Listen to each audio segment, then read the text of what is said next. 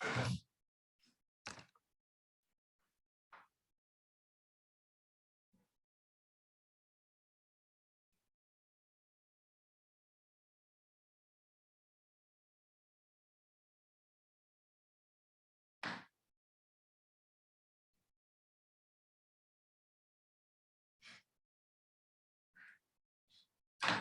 dear. So we have covered up to paragraph number 8, and today we are going to start paragraph number 9.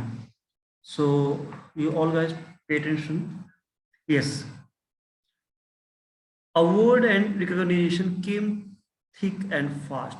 अब जो भाई बिस्मिल्लाह खां की जो name fame जो वो फेमस हो गए थे, तो उनको बहुत जल्दी ही पब्लिसिटी उन्होंने गेन कर लिया था।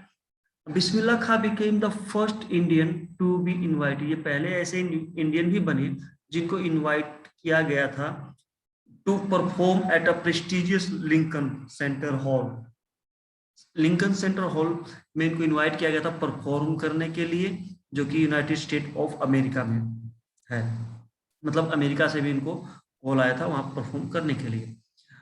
He also took part in the world exposition in Montreal. इन्होंने मॉन्ट्रियल में भी पार्टिसिपेट किया था, वहां भी अपना परफॉर्मेंस दिया था। In the Kansas art festival and the Osaka trade fair, यहाँ भी इन्होंने अपनी प्रदर्शनी की थी, अपना परफॉर्मेंस दिया था।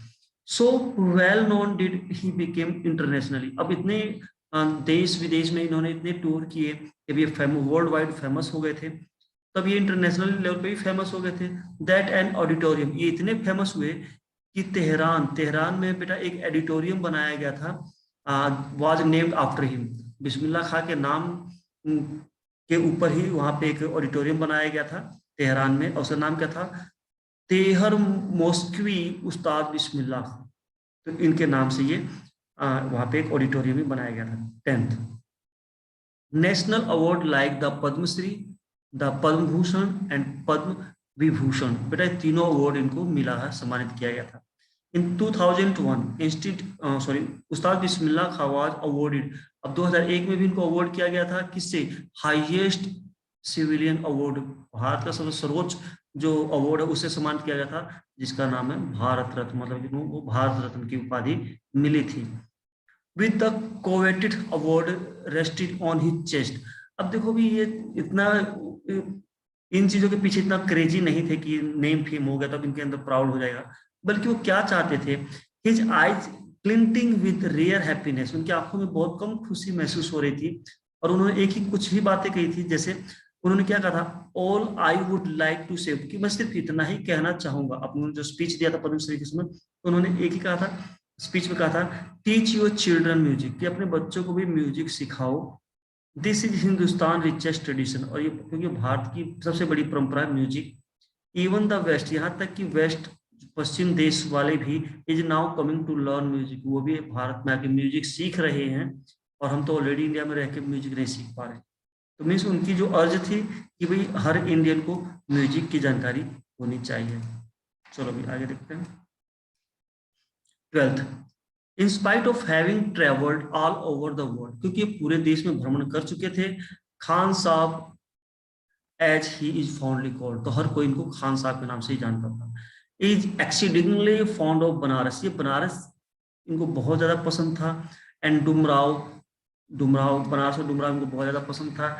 And they remain for him the most wonderful town of the world, और उनके हिसाब से ये दुनिया की सबसे मोस्ट वंडरफुल टाउन था रहने के लिए। A student of his own wanted him to head a Sainai school in the USA. अब उनका एक स्टूडेंट था, एक फॉलोअर था बेटा, उसने क्या किया था कि बिस्मिल्लाह खां के सामने एक ऑफर रखा था कि मैं एक स्कूल बनाता हूँ, सहनाई स्कूल अमेरिका में बनाऊंगा, और आपको उसका हेड बनाता हूँ। स्टूडेंट ने ये भी प्रॉमिस किया था to recreate the atmosphere of Banaras, क्योंकि उस बच्चे को पता था, स्टूडेंट्स को पता था कि बनारस इनको बहुत ज्यादा लगाव है। तो उन्होंने कहा कि अपने गुरु को कि आप अमेरिका में ही रहिए, आप बनारस वाला पूरा माहौल सेटअप मैं आपको अमेरिका में देता हूँ। By replicating the temples there, कि भाई मंदिर का भी निर्माण वहां बनारस की तरह ही हो जाएगा। बट खान साहब आस्क्ड हिम, खान साहब ने उसे एक ही बात पूछते हुए मना कर दिया था क्या, if he would be able to transport river Ganga as well, कि क्या भी तुम गंगा नदी को भी वहां ले जा सकते हो क्या आप अमेरिका में गंगा नदी बहा सकते हो, मीन्स ये तो संभव नहीं है। तो फिर खान साहब भी वहां नहीं जा सकते थे। Later he is remembered to have said, बाद में उन्होंने एक बात और कही थी, that's why whenever I am in foreign country, उन्होंने एक बात और कही थी कि जब कभी भी मैं विदेश में होता हूँ, आई कीप यर्निंग, तो मैं ललचता रहता हूँ, मेरी चाह होती है, ग्रेट डिजायर क्या होती है, टू सी हिंदुस्तान, जब मैं विदेश में था तो हिंदुस्तान के प्रति मेरा प्यार बहुत ज्यादा होता है, देखना चाहता हूँ। वाइल इन मुंबई, और जब मैं हिंदुस्तान में होता हूँ, मुंबई में होता हूँ, तो आई थिंक ओनली बनारस, तब मुझे बनारस दिमाग में होता है और होली गंगा ही मेरे दिमाग में रहती है। और जब मैं बनारस में होता हूँ तो आई मिस्ड यूनिक मठ ऑफ डुमराव, तो मुझे डुमराव का वो मठ मुझे बहुत याद आता है। मतलब कि देखो ये इंडिया के हर पार्ट से ये लव करते थे।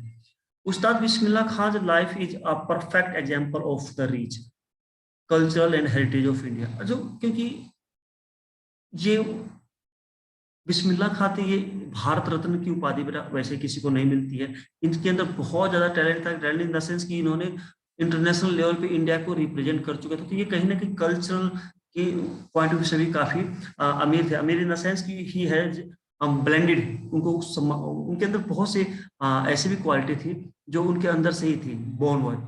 One of effortlessly accept that a devotee Muslim like, और अक्सर ये माना जाता है कि एक जो एक्सेप्ट, बहुत मुश्किल होता है किस चीज को एक्सेप्ट करना, डिवोट मुस्लिम लाइक हिम, उस प्रकार का Muslim can very naturally play the shehnai, कि कोई उनकी तरह कोई शहनाई बजा सकता है every morning at the Kashi Vishwanath temple. मतलब कि आज की डेट में अगर देखा जाए तो कोई ही शायद इस पर विश्वास करे कि कोई मोमडन भाई या मुस्लिम भाई मंदिर में जाके शहनाई बजाता हो, शायद ही कोई चीज को एक्सेप्ट करे। तो बेटा ये था आपका लेसन, आई होप आपको ये समझ में आया होगा। तो डियर आज के लिए इतना ही काफी है।